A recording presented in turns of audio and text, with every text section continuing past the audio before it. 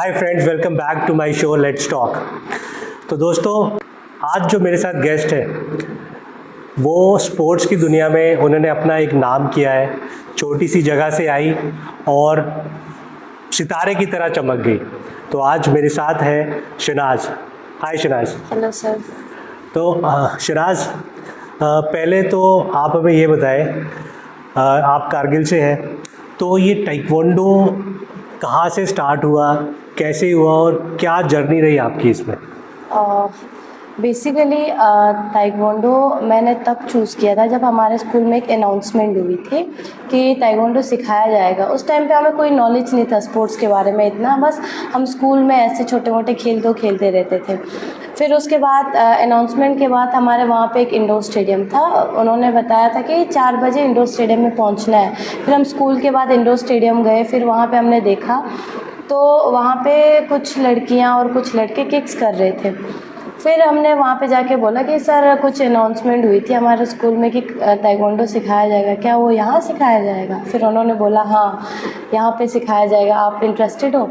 फिर हम फ्रेंड्स बहुत थे, 3-4 जो भी क्लासमेट्स थे, हम सब ने डिसाइड किया। हमने बोला जी सर, हमने सीखना है। उस टाइम पे तो हम बहुत सारे लोग थे। फिर धीरे धीरे हम रेगुलर क्लास जाने लगे तो मेरे जो फ्रेंड्स थे उनको तो बोरिंग लग गया गेम।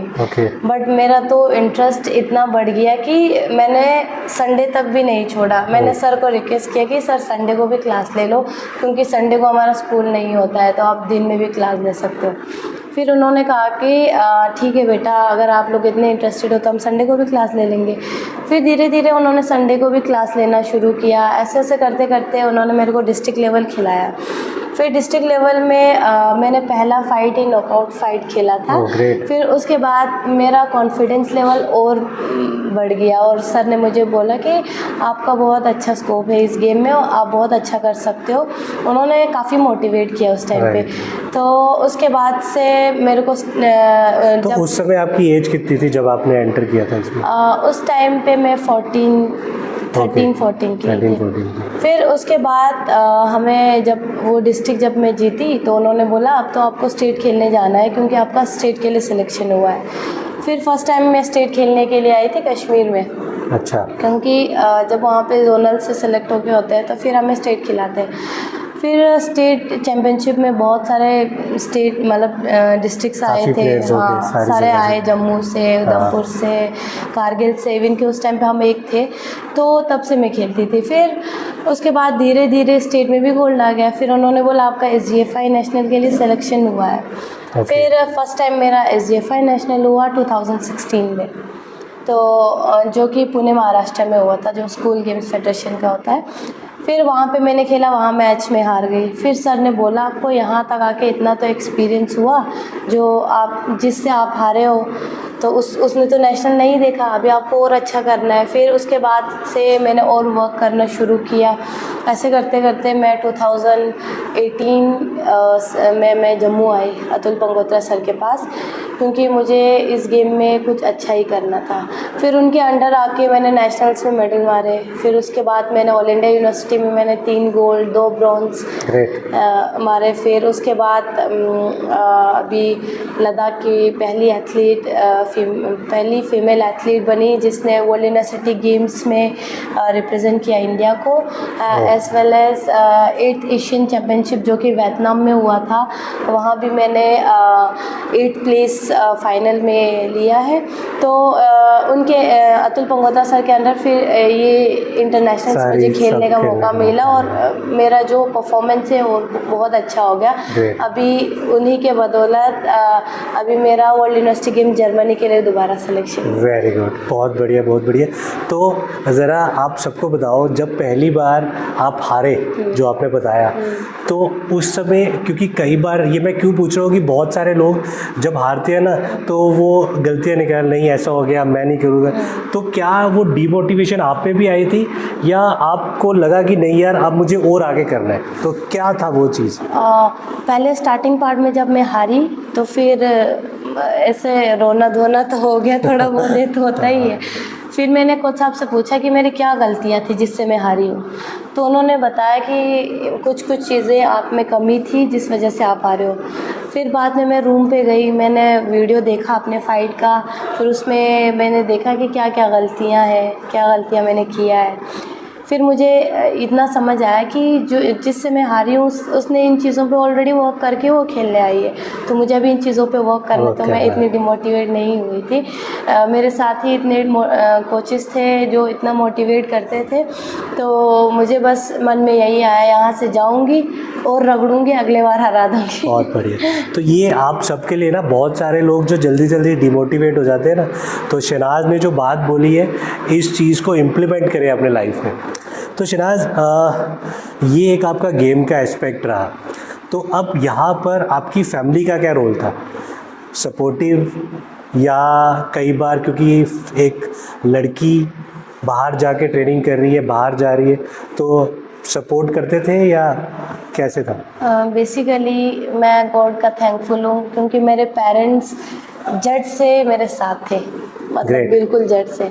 संडे को मैं बोलती थी ना, जब मैं क्लास के लिए जाती तो मम्मा टिफ़िन बना के देती थी कि वहाँ पे ट्रेनिंग करोगे, थक जाओगे तो लंच खा लेना टाइम से। Right. तो उसके अलावा जैसे अभी मैं यहाँ हूँ, जब हम छुट्टियों में घर चले जाते हैं, मम्मी सुबह 5 बजे उठाएगी, छुट्टी पे तो आए हो लेकिन अपना ट्रेनिंग तो कर लो, अभी और खेलने जाना है। तो इन मामलों में मेरे फादर ने और मदर ने बहुत ज़्यादा सपोर्ट किया है, और अभी जितना भी मैंने खेला ना उन्हीं की वजह से, चाहे वो फाइनेंशियली हो, चाहे वो इमोशनली हो, जैसे भी हो, मेरे पेरेंट्स ने बहुत ज़्यादा सपोर्ट किया। ग्रेट।